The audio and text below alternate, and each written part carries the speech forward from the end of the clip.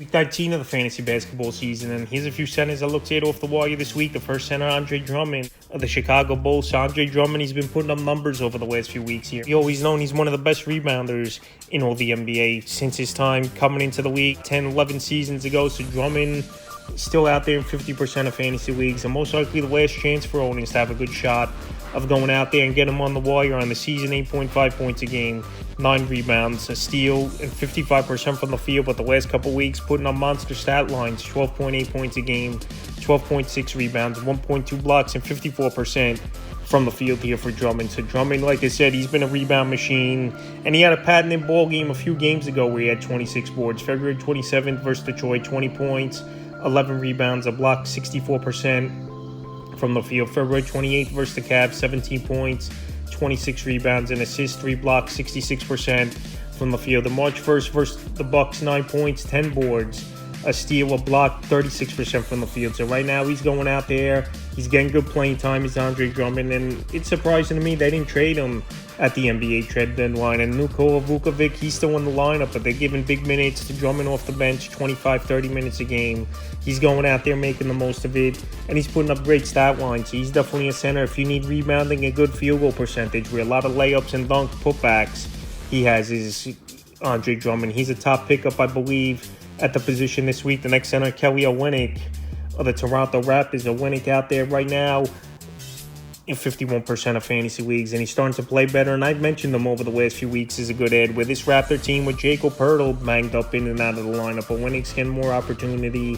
And they did trade a first-round pick in that deal to the Jazz to get him on the roster. So he's going to play and get chances on the season. 8.3 points a game, 4.9 rebounds, 4.2 assists, and 54% from the field. But the last couple weeks, 9.7 points a game, 4.2 rebounds, 3.5 assists, 1.3 steals, and 45% from the field here for Olynyk. So Olynyk, he's a guy that could stretch the floor a little bit, hit the three ball, decent rebounder, and a good passer of the basketball. He's a big man as well. So right now, like I said, he's getting opportunity anywhere from 20, 25 minutes a game for this Toronto Raptor team.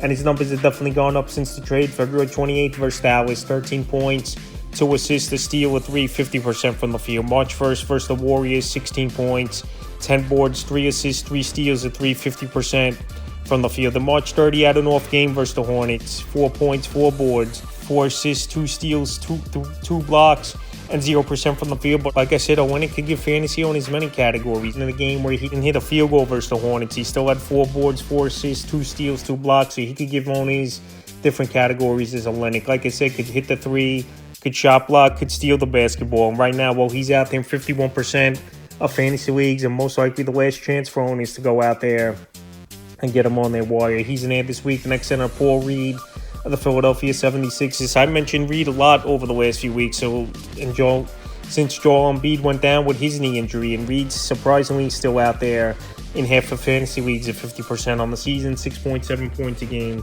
5.6 rebounds, 1.2 assists, and 55% from the field. But the last couple weeks, 7.8 points a game, 7.2 rebounds, 1.3 assists, 1.3 blocks, and 58% from the field here for Paul Reed. So Paul Reed, he could rebound the basketball, he could shot block, and he's getting major minutes, obviously, with Joel Embiid out. And Embiid said he's going to take his time, and he's got to get 100% healthy. So I think Reed, at minimum, at least another 3-4 weeks, is going to have good fantasy value for the remainder of the way. February 27th at Boston, it was a down game, and it was just a stinker overall for the Sixers. No points, 3 boards, 0% from the field. March 1st versus the Hornets, 11 points, 8 boards, 3 assists, 2 blocks, 83% from the field. And March 3rd at the Mavs, 13 points, 7 boards, 3 assists, a steal, a block, a 3, 83% from the field. I think he could give fantasy owners 10, 12 points a game, 7, 8 rebounds, and a block per game with a good field goal percentage, with a lot of putbacks, layups, and dunks is Paul Reed. So right now, since he's out there still in 50% of fantasy leagues, he's definitely a center I looked at this week. Next center, Santi Aldama of the Memphis Grizzlies. So Santi Aldama, he's been getting a lot of playing time with this banged-up Grizzly team over the last few weeks here, where they've had tons of injuries, and the most injuries we've seen in a while for an NBA season. On the season, 10.4 points a game, 5.6 rebounds, 2.1 assists, 1.7 threes, and 42% from the field. But the last couple weeks here, Aldama is playing a little bit better, rebounding the basketball with a block per game as well. And right now, he's available in 80% of fantasy leagues. So if you need a guy that's going to get good playing time And he could stuff the stat sheet a little bit here.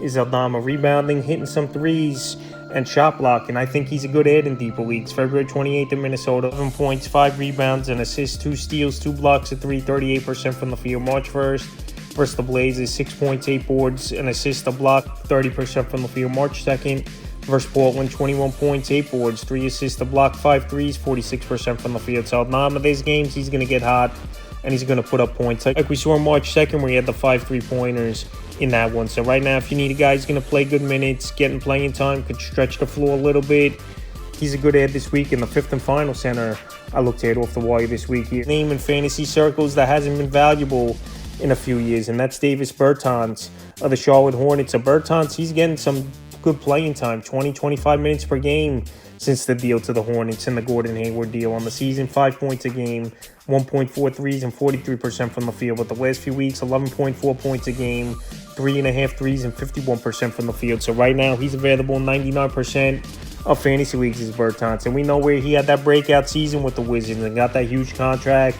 He was one of the better three-point shooters in all the NBA that season. So the last few games, February 29th versus Milwaukee, 8 points, 2 threes, 66% from the field. March 1st at Philly, 14 points, 4 threes, a rebound, 2 assists, 41% from the field. And March 3rd, Toronto, 14 points, 3 rebounds, a steal, 2 blocks, 4 threes, 45% from the field. So Bertans, like I said, he was talented three-point shooter a few seasons ago for the Washington Wizards. Getting an opportunity with the Hornets, he's making the most of it.